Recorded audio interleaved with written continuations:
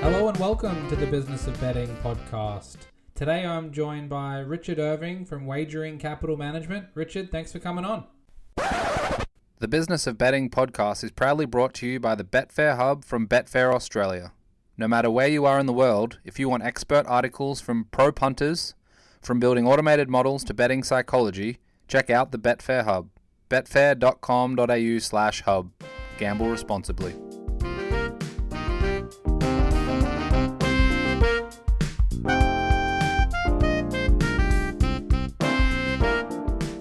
Today I'm joined by Richard Irving from Wagering Capital Management. Richard, thanks for coming on. Jake, how you doing, mate? Nice to be back. Yeah, very nice to have you back, my friend. Obviously, last time we spoke about a few different topics, but let's just get stuck into it with WCM. Tell us about how that morphed into being and why you're spending more of your time on that now and what has happened to make that come to life for you.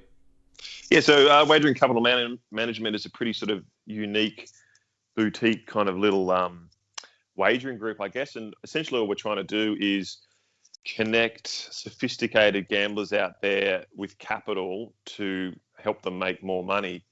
That's sort of the crux of it. We're not trying to make people better gamblers, although, you know, the people that I'm involved with in Wagering Capital Management do have a lot of experience and expertise, so might be able to help a little bit in different aspects of wagering. But yeah, it's just funding gamblers, really. I don't really know if there's any other businesses out there like that. And we're mostly trying to do it around sort of high liquidity markets, Betfair, possibly some totes around the world, but mostly just Betfair. It's pretty hard to bet with any of the corporate bookmakers anywhere around the world because none of them really take your bets. And as for the Australian fixed odds horse racing market, I already sort of bet into that in a syndicate, so we're pretty set there. So yeah, it's just a bit of an idea that me and a couple other people came up with, and we launched it before Christmas, and it's been good so far. Good response. Working with a few people already, and just trying to spread the word and see if we can help people out there. And it's certainly not Australia centric. It's all over the world. It's so easy to connect with anybody these days and do business with people on other side of the world, which is one of the things that drew me and the people I set the business up with to take a stab at it. So I've certainly seen this type of thing being done before, in the past with things even like entity betting in Nevada. And I think as long as gambling has existed, bankrolling people, whether it's something like staking poker players or even horses and sports and other things, there's always seemingly a way to do this type of thing. But I don't think it's necessarily been as formalized and organized. And I'm guessing you're looking for, a type of person, maybe aspirational type people who are skilled and have a certain skill set, but maybe are lacking certain things, and they can look to you for that expertise and other things that they might need and outsource aspects of their betting. So just tell me, I'm guessing the type of person is critical, but what other elements are you looking for, or what things will pique your interest? Yeah, there's a lot of very smart people out there who are time poor and also financially poor. And so what we want to try and do is give them a bit of help. And, hypothetically speaking, it might be a young woman or man who are working for an investment bank or something and do a lot of financial modeling around the stock market or whatnot. And they've decided to make a model on, let's say, English soccer, for example, and have found it to be profitable, but don't have the time. Time's a big thing because if you're working full time, you don't have the time to properly facilitate, the bets, and also might not have the money that that a model needs to be successful. So we're trying to help those type of people out. And one important point to make is we're not trying to steal their ideas or steal their model. We only really need to see their past results and have a bit of a look at what their model would look like into the future. We're not trying to steal their intellectual property in any way, and we're just trying to fund them and give it a bit of a go, and hopefully make some money for them and make some money for us. And they can. The other point too is that people might already be betting on these models and betting quite small. There's no reason why they can't continue to bet with their own money small and then set up a bigger betting syndicate with us. And the beauty of it, of the model that we've got, is that there's no risk to the person who, decides to go into partnership with us if we decide that we want to go into it with them as well. So it's no risk to the person. So it's really just sort of a win-win. But obviously it's hard to win in these marketplaces, and there's very few people out there who can actually build winning models. So it's a slow and steady process, and we'll see how it goes. Are there more possibilities and different types of markets than we might think for this type of thing, or is it still a pretty small circle? And obviously there's things like Hong Kong racing and all the way down, and at a certain point it probably cuts off. But even things in the Australian market like AFL, Aussie Rules Football, and Rugby League, are we getting to the point now where they're viable, or is that still a challenge and it takes time? Yeah, it's like even Rugby League and AFL in Australia, it's going to be pretty hard because there's just not the liquidity there. I mean, the sports that are probably we're most drawn to are going to be soccer, definitely, basketball a little bit, maybe some of the American sports a little bit, but we're mostly looking at Betfair. I mean, we would love to be able to branch out and bet with bookmakers and other things, but it's just not particularly realistic because it's just so hard to get set. And the other thing that is a big part of Wagering Capital Management is automation. So we want to help people with robots that can bet into Betfair and stuff. And the other thing we do is we pay for the building of those robots, which can be quite expensive and quite time consuming. And I'd imagine a lot of people out there might not know where to start with all that stuff. And we've got good connections to people who are good at robot automation and stuff. So yeah, it's going to be pretty heavily towards Betfair. I wish it wasn't, but that's the way of the gambling world, isn't it? So it sounds like getting involved with some of those corporate bookies, in certain markets we've been talking about for your category of punter might just be, getting towards untenable these days. Yeah, it is. I mean, the market in Australia is still not too bad. I'm pretty disappointed with the regulators. They've been pretty inept in what they've done to look after winning gamblers. Feels like a lot of them have dropped by the wayside because it's become really hard to win. All the taxes and fees have raised the percentages, and I don't really have that much of an issue with that because it is what it is. Gambling needs to fund a lot of things. But where I think the regulators have been really disappointing is they have been very weak in their administration of the minimum bet limit. Bookies still get away with a lot of stuff. They've made no changes to the rules in the 6 or 7 years that we've had minimum bet limits now, and the rules were very much favoured towards the bookies when they first came out, and the bookies have manipulated the rules even further in their way, and I don't think I've seen the regulators make one change to any of the rules, even though they've been hit ad nauseum by a lot of punters with complaints about how much better the rules could be. So it's disappointing. I sort of get the feeling that the regulators and the governments don't care too much about winning punters. And that's, it is what it is, Will that have a negative impact long term? Probably. But, you just press on and you bet where you can and keep doing your best. But it's very, I find it very hard. The Australian market is very, very hard at the moment. But there's still people out there making money. You just got to adjust and keep trying.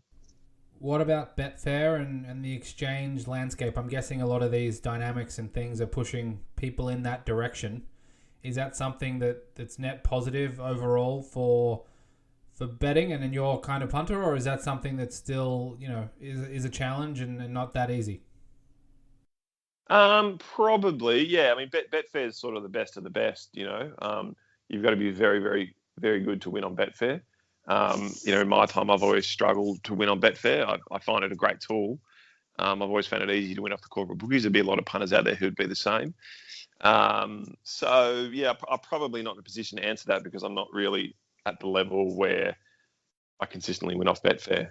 But Betfair, I mean, look, the liquidity on Betfair seems great, even on Australian racing. There's a lot of people on there, and I mean, every punter should be on there because it gives you the best choice, really, doesn't it? And most of the time, the best price as well.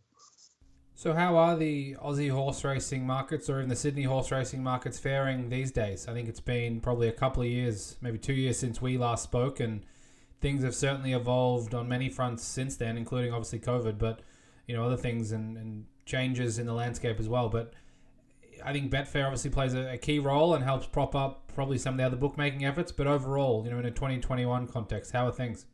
Yeah, I think the bookies are doing quite well. I think the COVID's been pretty good for them. A lot of people are at home with not a huge amount to do, so there's a lot more recreational dollar out there betting. So that's good. Obviously the bookies need to make money, so I think that they've had a pretty good year. They probably needed it because they've had to absorb a lot of fee hikes and also extra taxes and stuff. But I think that generally speaking, they're doing pretty well. The market overall, Australian horse racing market is pretty good. There's a lot of racing to bet on. It's pretty easy to get on. I've got to say that. There's a lot of bookies out there, which is good. So there's a lot of choice. And when I was whinging before about the minimum bet limit, I wasn't so whinging that it's hard to get on. It just gets frustrating that bookies still feel that they shouldn't have to take bets from all gamblers. That's the sort of the frustrating thing. And I think that the regulators could do a much better job of smothering that down, that the regulators should make it very clear that all punters need to be treated the same. And I think they could do a better job at that. But in terms of a good, big liquid market to bet into, Australian racing is doing very well, and the regulators done a really good job, actually. And you can't commend them highly enough to basically roll the whole way through COVID unscathed. And that would have been a huge sort of logistical effort by them, and I'm sure it continues to be. So that part of things they've done incredibly well. And we're really lucky that we still can bet into the Australian horse racing market. What about some of the other areas? I know we talked a lot about a punters union or a coalition to sort of join forces with others and try and get some positive changes in the industry. And I know there's some challenges that came with that, but how are those aspects faring? Has there been any positive movement and change when it comes to that? I think it's all on the back burner. I mean, no one really seems to push it other than me. The regulators had zero interest in talking to me. I don't do any of that stuff anymore. It's basically just, there's just nothing happening. There seems to be no appetite to make anything happen. Occasionally I hear from a few pissed off people saying, what's going to happen? I say, well, nothing until somebody does something. But that's not going to be me. I've sort of had enough of it all. I've got too many other things going on.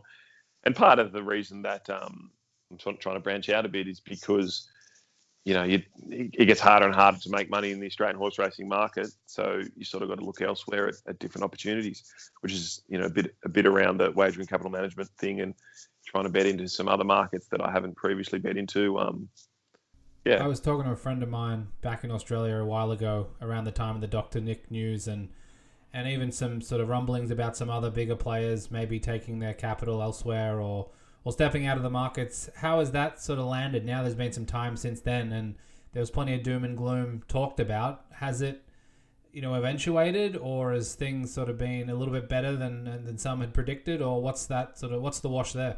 Yeah, I mean, the only thing I really noticed with Dr. Nick is that you don't see the horses firm as much. I mean, he was way overreacted to in the market. He'd come in and back a $15 chance in the bookies, it instantly turned it into $7 and $6 and stuff. So you don't see that happening as much. But I mean, it doesn't really seem to have made a huge difference. I wouldn't really know the difference it's made in terms of turnover and in turn funding to the industry. You would have to find that out from the regulators. But I mean, all the metrics at the moment that seem to be coming out of the race clubs is that turnover is doing pretty well. So I mean, it's probably been cushioned a bit by the COVID impact of there being a lot more discretionary money in the I should say non-discretionary money in the marketplace. So yeah, it's hard to know. But look, I mean, he had a lot of turnover and it's gone now, so it's had to have had some impact. But it's hard to see it. And it seems like there's virtually hardly any syndicates betting into the Australian market now. Of those really big syndicates, I feel like a lot of them have left and have even left the tote markets as well. I mean, the totes in Australia are pretty pathetic, really. Yeah, so what's happening there? Because I've certainly heard plenty of the tab rumors, and I've even heard rumors swirling here in the US that involve the tab, and I have no idea if any of those are even remotely true or have any substance. But is that something that you think might be revivable at all when it comes to the tab? Obviously, COVID and the push to online, of course, might be good generally for bookmakers, but when you have a huge retail focus like they do, it may not be the perfect storm that they might want. So, how do you think that might evolve over the coming months and years? Yeah, well, the really interesting thing with the tab will be is if that Matthew Tripp-led private equity buyout thing that has been talked about in the newspapers happens. It would be quite a remarkable move if Matt Tripp could facilitate a private equity joint to buy out the tab wagering arm, and that would probably lead. I mean, hopefully that would lead to sort of a regeneration of the totes to make them more competitive and things like that. So, it seems like that's happening in the background. I know nothing more about it than what I've read in the paper, but I would imagine that if that happens, then we might get some pretty substantial change in the totes and stuff. But I don't know. I mean, everyone, Tabcorp management admit that the totes are in a bad state. Everyone in the racing industry says we're in a bad state, and yet nothing seems to change. So something's got to give pretty soon. Could anything change to revitalize that type of business and bring back more bigger and smaller and medium groups to help it along, or do you think it's going to be too big of a challenge? Because we don't need to get to Hong Kong levels, but can it be a key component of the wagering industry in the Australian market? Yeah, well, I mean, I think the reason the totes are dropping is because they're too expensive when you compare them to sports betting and also fixed odds betting. And so that, so what are they going to do? The only way they're going to get people back betting them is to make them a little bit less expensive to bet into. And a lot of punters wouldn't even realise that, if you drop the com rate from 18% down to say 14 or 13 or something, a lot of punters, one, wouldn't realise, two, probably wouldn't even care. But what it would do is make their money go further and turn over more. So, yeah, it seems like, I mean, there's no way the totes are going to fix themselves on their own, is there? So it seems like there's only one possible solution, and that's to make it cheaper and try and make up for the less funding the industry and government's going to get from a lower takeout rate by increasing turnover. And then you probably could encourage some of those syndicates that were betting into them to come back. But I mean, a lot of people don't want those syndicates. A lot of punters think that those syndicates didn't really help them. They just took all the money for themselves. I don't really have an opinion either way on whether the syndicates are good for the general punting population or not. But so, yeah, someone needs to come into the totes with some good ideas and get some stuff done, because it's been a conversation for 5 years now and nothing's happened. But in saying that, Tab's done very well with fixed odds, and they're a public company and they've made a lot of money out of fixed odds, and ultimately that's what they're there to do. They're there to make money for their shareholders. So the totes demise has been to the advantage of fixed odds. So that would be a strong argument Tabcorp could make, and a very fair one. Yeah. Well, at least from my observations, we're going in the wrong direction. I think the POC tax in Victoria is going up, or has already gone up, is about to go up when it comes to, I think, the same level as New South Wales. And, around the discussion of how do we make it cheaper, how do we have the wagering dollars go further, should increase involvement, activity and encourage that. The trend line and the direction seems to be going the other way. So it's not necessarily a great thing to be seeing when you're talking about revitalizing a wagering product. Is there any way or anything you see that might be possible to switch that direction and that trend line, or is that something that's a little bit insurmountable at the moment? Wave a magic wand, probably. The private equity shaking up Tabcorp would be pretty good. I have no idea what chance that is happening. I would say there'd be a huge amount of regulatory hurdles for Tabcorp to be delisted and then be taken in the arms of a private equity mob. But their private equity mob's all about making money, so they would probably shake it up a lot. That would be one option. Other than that, I think that Tabcorp management have just got to make some big decisions and do some modelling and try it. And and yeah, I mean, it seems simple to me. You just got to drop the takeover rate. What else can you do? Like no one, like you look at in terms of product innovation, it seems like people don't really care. I mean, you got that odds and evens thing. No one cares about that. That's been very ineffective and stuff. So it seems like the only option now is to make it cheaper. What about on the punting side? Because I know many people, betting sports had to deal with changes in lineups, COVID/injury updates, postponements, no fans or no crowds, so home field advantage might have shifted, travel plans, in disarray. Horse racing doesn't seemingly look like it had that much of an impact. And obviously, a major shakeup like COVID hasn't really happened since EI, a while ago now. Were there variables that changed for you? Did things come out differently? How did you attack it? Yeah, I would say nothing changed at all. It was remarkable the impact that COVID didn't have on racing. I think that the market stayed just as liquid, if not more liquid, because, as I said before, there was more people at home. And I think that, it was nothing really changed. That's talking from an Australian point of view. I couldn't comment on what happened in the rest of the world, but I mean, Australia's been pretty lucky because it's been reasonably unscathed by COVID. But no, I didn't really notice anything really change. It was just another year at the office, so to speak. Yeah, interesting. Okay. And on the punting side, how have things evolved? Even in the last 4, 5, 6 years, are you doing much the same? Is your process similar? Is your day-to-day much the same? Are there other things impacting the marketplace, or how do you see it in terms of an evolution of the market? It's pretty similar, really. And one nice thing is that there's a lot of bookmakers out there. A lot of the on-course bookmakers have started to open up their own online shops. So, I would say that there'd have to be probably 25 to 30 online bookies in Australia, which is pretty great. And you got to remember that every single one of those have to take your bets on horse racing. So that's a pretty good liquid market. And that's, I know your share goes out to people all over the world. It's, they can look at the Australian market because of those, because of the high liquidity of it. But no, the Australian market just kind of just rolls along, really. It's well run and it's well organised, and I mean, there's obviously a huge amount of racing. It's amazing. Sometimes you think to yourself, who feeds and trains these and pays the training fees of all these horses, because there's just so many meetings all around Australia, and we're a pretty small population. And yeah, it just keeps on keeping on, which is good. And what about the sharper groups and the syndicates? Are they still attacking things much the same, at least to your knowledge, or how are they adapting over these handful of years as well? I think so.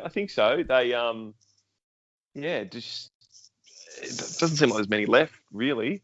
I mean, you sort of hear that the Humbleton group are doing a bit, and then there was a few other larger syndicates that I think have completely left Australia altogether.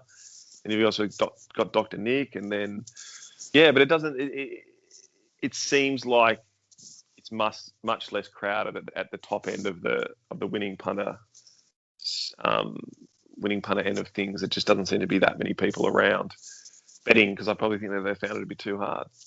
And what about the remaining segments of the markets, and whether it's sort of the weekend warrior punters, whether it's even the semi-professionals that are still spending a fair bit of time at it and want to try and grind out an earn? Is it still a viable, interesting marketplace for those types? Because it sounds like, with options, with bookmakers, with data and information and the flow of that, there's still plenty of great things for that group, and it's not necessarily all bad, but it depends on where you are and where you fit. No, it's fantastic. And there's so much information out there, and there's a lot of tipsters, and a lot of those tipsters are pretty good. And especially with all the special offers that bookie gives you, if you're a semi-professional punter who wants to make a bit of money to complement their income from their other job or whatnot, I think it's a great time. There's you've got to be a bit cunning and a bit strategic and stuff, but there's a lot of opportunities out there to make money, and you've got to work at it, and you've got to put in the hours of trying different things and whatnot. But it's a great time. There's a lot of opportunity out there to make money, and you just got to keep trying. And that's why I've sort of tried to set up this business, Wagering Capital Management, is because there's a lot of smart people out there who don't want to take the risk of leaving their day job or don't want to risk their money. So I'm trying to put them, if they've got good ideas, put them in touch with people who have got a lot more capital than they do, and hopefully it's a win-win for everyone out of it. So there's a lot of opportunity out there. There always will be. Just got to keep trying. So what does a successful 2021 look like for you? Obviously been a strange 12 or 18 months for everyone, but is WCM, the key focus for you, pushing that forward? Is it more punting side? Tell us about what you want that to look like. Yeah, I'll still keep doing my betting on the Australian horse racing. I bet on Hong Kong a bit as well, so I'll do that. And it'd be nice to get a few partnerships off the ground with Wagering Capital Management. I'm not unrealistic in how hard it is to win out there, especially when you're betting into Betfair, and it's going to take a bit of time to get some good partnerships going. But 2021 would be successful for me if I ended the year healthy and made a bit of money on Australian racing, and also got a few people out there going with their own betting partnerships through the Wagering Capital Management thing. And hopefully the world itself's in a better place, and we've got on top of COVID, and I think that'd be a pretty good year. I'm guessing that you probably have to say no fairly often, and probably far more than you say yes when it comes to WCM and getting people involved. Certainly when you talk about high liquid markets and trying to beat those, it's obviously tough. But what sort of criteria or process or task is required to be able to partake? Yeah, there is. I mean, they've got to show us the results of their model. So, and that's just results. Like, we're not actually looking at their model. And then if those those results are impressive enough, then we need to sort of get a better feeling of how they get to that. And that's obviously we're doing that without them handing over their intellectual property. And then it's you never know with these things. So you just got to go through a bit of a trial and error, and put some money behind it, and see how it goes. And hopefully it gets off to a good start, and then it's just keep going from there. So it'll we're not going to be funding hundreds of people around the world. It's going to be more in the dozens, I'd say, eventually. So so that's where that would go. So someone in California is treated the same as someone in Sydney or in London? 100%. Yeah. And that's the other thing too around automation, is that with all these different time zones and stuff, as much as possible you want to try and get a robot to do all the betting for you, because robots make less mistakes. Robots are the best employees you can have, really. So they work all day long. You don't have to pay them. So someone's listening, they're interested, but they haven't necessarily bet with robots before. They haven't immersed themselves in the Betfair exchange or the exchange environment. What prep work can they be doing? Should they be thinking about a few things in advance, or is it certainly a wide open door? Yeah, it's pretty much an open door. But if you don't even have a model or anything, there's probably not a huge point in contacting me at the moment. But that's not to say that I like chatting with everyone about anything anything to do with wagering. So they can go to the website, or they can. I think I'm on Twitter as well for the website. And if you've got any questions or whatnot, just ask me. I mean, I'm always out there asking other people questions about different things in the industry. So people got questions, ask me. The other thing that I'd like Wagering Capital Management to do is inspire people to try and build models. There might be someone out there who thinks that they've got the intellect and the aptitude to write a good model, but have always shied away from it because they think to themselves, well, if I actually do the model, what am I going to do then? I'm too busy with work, or I haven't got the money to properly fund it. Well, they know now that if they can, build a profitable model, that there's a pretty good chance that there's going to be some capital there to help them monetize it properly. So it's going to be a slow burn. There's no doubt about that. Well, and I think the other thing is there probably are people out there that are doing really well and modeling and making some money, and they're sort of happy with how that's going, but they don't love an aspect or a component of it. They don't want to be sitting in front of a screen betting all day necessarily, and obviously the capital is very nice, but to outsource certain components might be the thing they're looking for the most. And if they can find that with someone sort of trustworthy and are able to upskill and outsource and not necessarily lose that ROI, it's probably a good thing. Yeah, totally. And we're, I'm open to anything. If someone's got really good results of a semi-developed model and need help in the form of computer programmers and stuff to get it to the end. Of course, I'd be open to talking about that as well and trying to help them. I mean, that's not to say there wouldn't be many other people out there as well who want to try and help these people. So, I mean, if people are smart and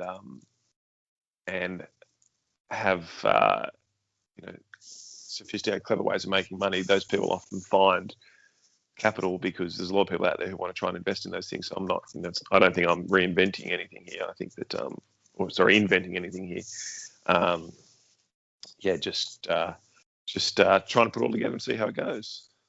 Before I let you go, I just wanted to ask, has anyone stepped up and filled the void when it comes to the Punters Union stuff, or is that something that you stepped away from and left it behind, and it doesn't seem like a position that anyone's ready to jump straight into after you left it?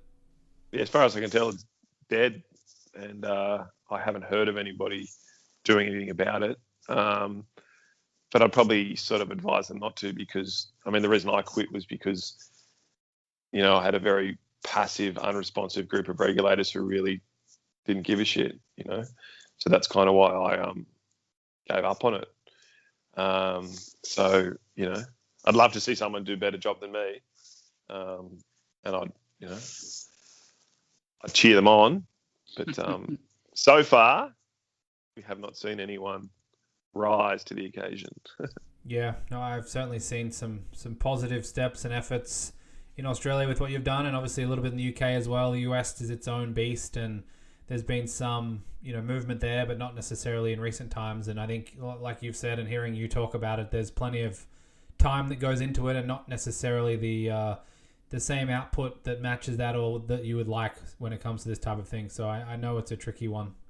Yeah, well, the advantage of the Australian thing too was at least it was a precedent. Like, on-course bookmakers have always had minimum bet limits, so we kind of leveraged off that. Whereas, in the UK and USA, I don't think there's any precedent other than the casinos ban anyone who's got half an idea and have been able to do it since day one, simply because they're the casinos and they're allowed to do whatever they want. So,